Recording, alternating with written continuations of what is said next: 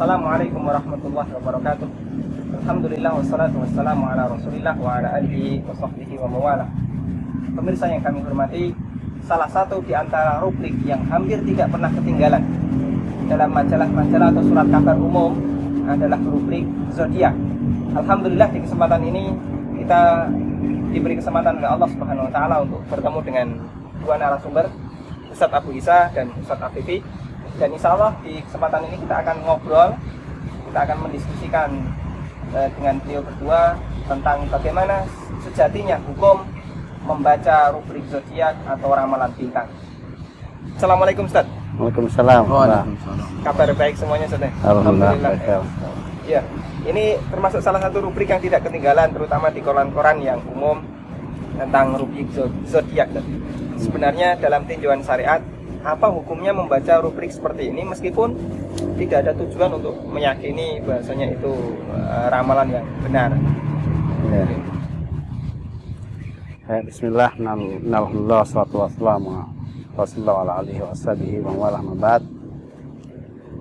Terkait dengan masalah zodiak memang sudah kita ketahui sangat menyebar di tengah kaum muslimin bahkan. Jadi sesungguhnya itu kan terkait dengan perbintangan ya. Dan Allah Ta'ala menciptakan bintang itu sebenarnya untuk tiga kepentingan yang pokok, yaitu untuk hiasan langit, untuk rujum lisyayatin, yaitu untuk melempar setan. Kemudian yang ketiga adalah untuk petunjuk di dalam gelap, baik di petunjuk arah, baik ketika kemudian di lautan atau kemudian di padang pasir gitu. Jadi jadinya sama dunia bimasa biha wa ja'alnaha rujuman lisyayatin wa bin najmihum yahtadun. Nah, maka barang siapa yang menggunakan di luar itu, maka ini telah menyelisih tentang fungsi penciptaan bintang tersebut. Nah, termasuk diantaranya adalah masalah zodiak ini, yaitu dijadikan sebagai alamat atau tanda atau sebab kaitannya dengan nasib seseorang. Dan mungkin Ustaz Afifi bisa menambahkan terkait dengan hal ini. Ya, bismillahirrahmanirrahim. Bukan tersampaikan Ustaz Abu Isa di pembahasan tadi, bahwasanya bintang diciptakan Allah untuk tiga hal, itu zinatul lisama, kemudian untuk alamatun tadabi, kemudian untuk melempar untuk rujuman syayatin. Iya. Barang siapa yang menjadikan bintang di luar tiga perkara ini, sungguh dia telah sesat atau telah keliru.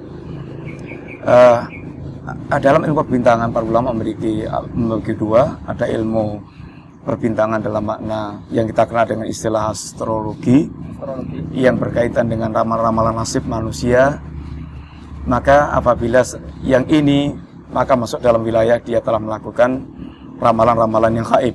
Sedangkan yang gaib, alimul ghaibi wasyahadah, hanyalah Allah SWT, la ya'lamul ghaiba illallah.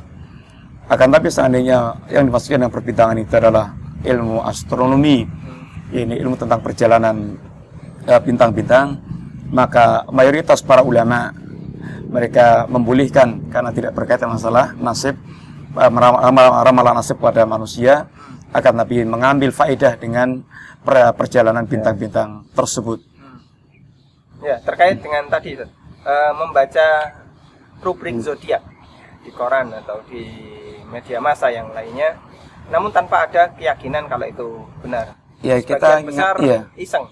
Kita ingat sebuah hadis Nabi SAW. Man ata kahinan a'rafan fasaddaqa bima yaqul faqad kafara bima unzila ala Muhammadin sallallahu. Ini satu hadis. Barang siapa yang dia mendatangi dukun atau paranormal, kemudian dia membenarkan apa yang dikatakan dukun atau paranormal tersebut, maka dia telah mengingkari Al-Quran yang diturunkan kepada Rasulullah SAW. Karena Al-Quran menerangkan tentang yang gaib, yang mengetahuinya Allah SWT, sehingga sedangkan dukun dan paranormal mereka menyangka dirinya mengetahui yang gaib, sehingga sungguh apabila dia mempercayai perkataan dukun, dia telah mengingkari Al-Quranul Karim. Dan apabila dia mendatangi dukun tidak seperti itu, maka kita ingat sebuah hadis Nabi SAW, man ata kahinan barang siapa yang dia mendatangi ini dukun, sekalipun dia tanpa membenarkan dukun tersebut, maka dikhawatirkan dia masuk dalam pembahasan Nabi Sallam, ini lam tuqbal salatun arba'ina yauman. Dia tidak akan terima salatnya 40 hari. Sehingga dua-duanya mengkhawatirkan bagi seorang muslim. Tentu dia tidak ingin seandainya dia salatnya selama 40 hari dia tidak terima oleh Allah SWT. Seandainya kemudian dia mengatakan bahwasanya kalau begitu kita nggak perlu salat 40 hari. Boleh jadi dia akan terjerumus. Pertama, dia telah meninggalkan salat. Yang kedua, dia masuk dalam ancaman hadis tersebut. Karena bukan berarti ditolak salatnya 40 hari, berarti kemudian kita boleh meninggalkan salat 40 hari juga. Sebagai hukuman sebenarnya. Iya, hukuman kepada orang mereka mendatangi dukun. Wallahu a'lam bishawab. Meskipun dia tidak meyakini bahwasanya itu benar. Iya, karena memang dalam hadisnya ada yang mutlak tadi. Man atakahinan fasa'alahu lam tuqbal lahu salatan arba'ina yauman. Barang siapa yang dari dukun dan menanyakannya dan maka tidak diterima salatnya tadi 40 hari. Nah, orang membaca koran atau majalah atau kemudian tabloid, topik Soviet kan dia berarti bertanya. Artinya dia ingin tahu seperti apa coba. Terlepas dia membenarkan atau tidak, yang jelas dia sudah menanyakan. Bahkan sebagian ulama memandang perbuatan ini jauh lebih parah ya. Artinya dan hukumnya sama. Bahkan kalau kita cermati bisa lebih parah. Kalau kemudian seorang membeli, karena apa? Kalau kemudian dia mendatangi dukun, kan mungkin cuma dia sendiri yang terkait dengan itu, yang bertanya. Tapi kalau kemudian korannya atau majalahnya yang dibawa ke rumah, kan seluruh keluarganya, bahkan ya lebih parah hukumnya daripada yang tadi dia datang gitu. Sekalipun hanya untuk iseng misalnya, kalau sebatas terbaca misalnya kita baca satu meeting yang ada korannya, kemudian itu ada rugi zodiak, ada zodiak begitu.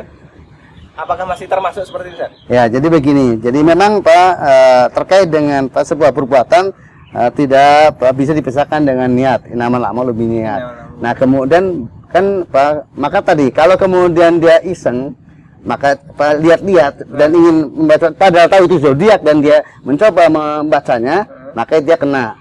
Terkena. Nah, karena ya sebagaimana ada dukun iseng tanya gitu, bahkan dia kena larangan. Karena kan tidak boleh seseorang itu bermain-main dan sesuatu yang kesyirikan. Tapi kalau kemudian seorang yang membacanya kemudian ingin mengetahui kedustaannya, atau kemudian ingin seorang ustaz atau seorang dai membaca kemudian dustanya kalau salah. Sebagaimana itu dijelaskan oleh para ulama bahwasanya seorang yang mendatangi dukun dalam rangka untuk mengingkari atau mendustakannya itu matlub, bahkan ya kadang bisa wajib demi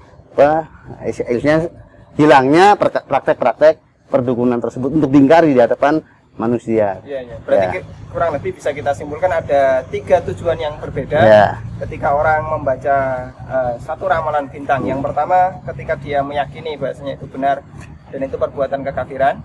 Kemudian dia hanya sebatas membaca namun tidak meyakini dan itu terancam sholatnya tidak diterima selama 40 hari. Dan yang ketiga, dia membaca untuk membuktikan bahasanya itu adalah dusta karena tidak sesuai dengan realita yang dia alami, misalnya semacam ini diperbolehkan saja. Iya, sebagaimana yang Rasulullah mendatangi Ibnu Sayyad yang dia terkenal sebagai dukun. Betul. Dan beliau ketika menguji Ibnu Sayyad, apa yang ada dalam dada saya, dan Ibnu Sayyad mengatakan duh. Sehingga kata Nabi, kamu nggak ada apa-apanya, kamu nggak bisa melampaui batas Anda sebagai dukun. Ini sebagai bentuk diantara yang para ulama mengambil sebagai sebuah kebolehan mendatangi dukun dalam rangka untuk mengingkari atau menguji dukun tersebut, bahwasanya dukun itu adalah pendusta, pembohong, dan dia tidak mengetahui yang gaib. Karena asalnya dukun dia mengeklaim kalau dia mengetahui yang gaib. Masya Allah. Berarti pada intinya ketika dia membaca untuk tujuan mengingkari satu hal yang bahkan bisa disyariatkan, karena termasuk diantara bentuk dakwah. Nah, pemirsa, sangat menarik sekali yang disampaikan oleh dua narasumber kita. Dan ada 2 catatan penting yang perlu kita perhatikan tadi. Yang pertama tentang bagaimanakah fungsi yang sejatinya Allah Subhanahu wa taala menciptakan bintang. Ada 3 hal yang tadi beliau sebutkan. Yang pertama adalah sebagai hiasan bagi langit, yang kedua untuk lemparan setan, dan yang ketiga fungsi bintang adalah sebagai penunjuk arah ketika seseorang berada di kegelapan malam atau berada di tempat seperti di padang pasir. Kemudian yang kedua, beliau memberikan rincian tentang hukum orang yang membaca zodiak orang yang membaca ramalan bintang.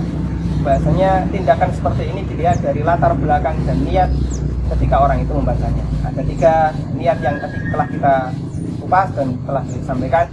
Namun pada kesempatan ini kita cukupkan sampai demikian. Mudah-mudahan apa yang disampaikan menjadi ilmu yang bermanfaat bagi kita. Wassalamualaikum